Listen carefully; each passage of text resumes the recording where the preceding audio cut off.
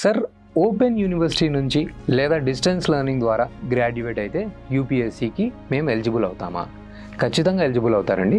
యూపీఎస్సీకి ఉన్న ఒక basic requirement ఏంటంటే మీరు గ్రాడ్యుయేట్ ఉండాలి అండ్ ఆ గ్రాడ్యుయేషన్ అన్నది యూజీసీ రికగ్నైజ్ యూనివర్సిటీ నుంచి వస్తే చాలు. సో మీరు చూసుకోవాల్సింది ఆ యూనివర్సిటీకి యూజీసీ రికగ్నిషన్ ఉందా లేదా.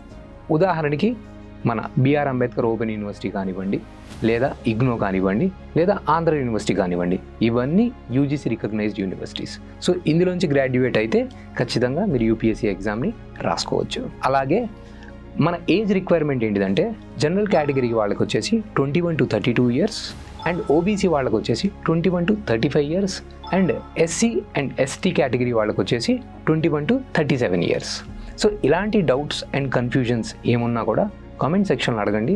హెల్ప్ చేయడానికి మేము అవైలబుల్ ఉన్నాం. Follow for more such content.